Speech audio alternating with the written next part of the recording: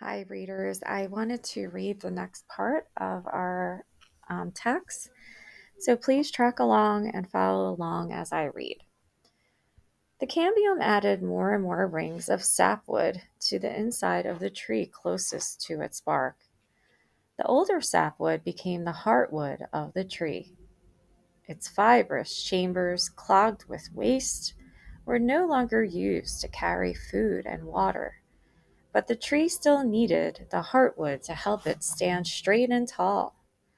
Time went on. Dozens of trapping spiders looked for spaces up and down the thick, uneven bark of the tree. They stretched their webs wherever they could. The outside of the tree looked like an apartment house for spiders. The webs didn't hurt the tree at all. It just kept growing. Across the ocean in China, men began building a great stone wall along their borders for protection against their enemies. Built entirely by hand of earth, brick and stone, it took millions of workers hundreds of years to complete. The Great Wall eventually stretched more than 1,500 miles across mountains and valleys. Yet thousands of miles to the east, the little redwood tree grew and grew. The cold morning air was heavy with moisture, but soon the sun found its way through the thick trees to the forest floor. The air became warmer and the moisture began to evaporate. The warmed air rose as it lost moisture and became lighter. The air currents gently pushed insects higher and higher. Some were trapped by the waiting webs along the bark. A small group of native women came into the forest to collect acorns, pine nuts, ferns, and other plants beneath the tree. They belonged to a peaceful Native American tribe called Ohlone. Although they gathered what they needed from the redwood forest, the natives did not live there. They considered the forest a sacred place with its giant trees and ferocious grizzly bears. They did their gathering quickly and left, thanking the Great Spirit for such a bounty.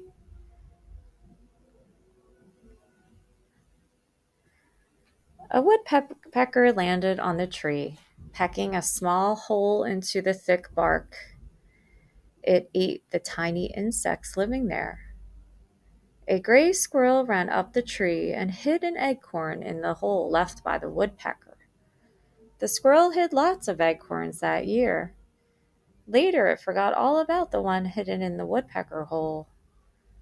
Years went by, and the cambium of a tree grew new bark over the hole. The little acorn was completely closed up inside the bark, and the tree kept on growing. Time went on. Augustus Caesar became the first emperor of Rome, marking the start of the powerful Roman Empire. The Roman Empire ruled many lands until the late 5th century. The tree was over 300 years old by then, still young for an ever living sequoia. It stood almost 200 feet tall and measured 20 feet around its base. One day there was a big fire in the forest and many trees burned. Flames ate into the redwood tree near the ground. Fire resistant elements in the heartwood finally stopped the fire, leaving a low, hollowed out cave inside. The cambium of the tree was not hurt badly by the fire.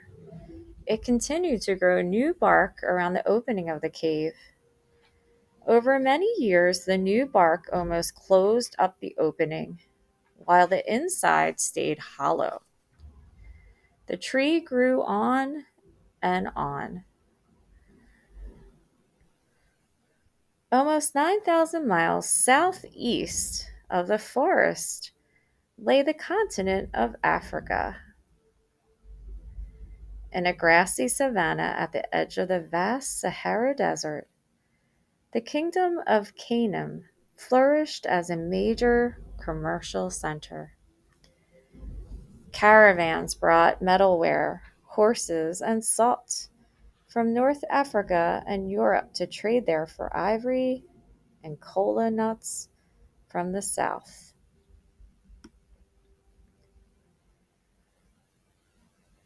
In the peaceful forest far away to the west, the redwood tree stood tall and strong. Tiny striped chipmunks ran up and down the tree. They nestled on a branch that grew in a strange and different way. The branch had become a burrow. Its wood was curled into a lump cozy enough for a chipmunk to rest upon. The burrow didn't stop the tree from growing higher and wider. By now, it was over 250 feet tall. It was more than 50 feet around the bottom. It grew and grew and grew. A trader named Marco Polo traveled with his father and uncle from Europe to China. They were the first outsiders ever to be welcomed in China. They found gold, jewels, silks, and spices never before seen by Europeans. When they returned home, Marco Polo described the advanced customs they had found in China, a postal system, paper money, and the use of coal as fuel. Yet the redwood tree grew taller and thicker.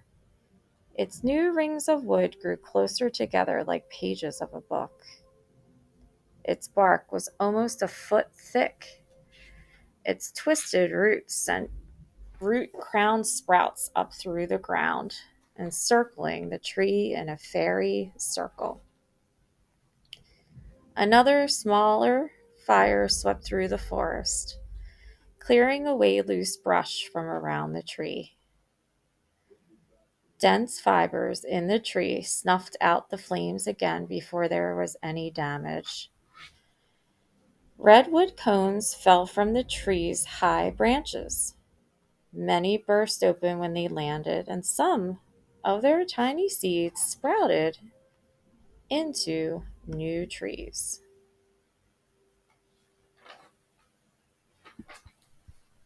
An Italian explorer named Christopher Columbus wanted to find a new route to China. Inspired by the explorations of Marco Polo, he persuaded the Queen of Spain to finance his voyage through the uncharted seas to the west. Although Columbus did not reach China, he landed at the southeastern part of North America and called it the New World. The redwood tree was almost 3,000 miles away from where Columbus landed, still growing in its sheltered forest far to the west. Deer walked the trails of the forest and found hidden areas to protect them from their enemies while they grazed on the lush vegetation. Gray foxes lived in the forest too. Some of their babies were born inside the tree's sheltered cave. Birds nested in the topmost branches of the tallest, oldest trees. Mammals, birds, insects, and reptiles lived together, replenishing their species every year according to a natural balance.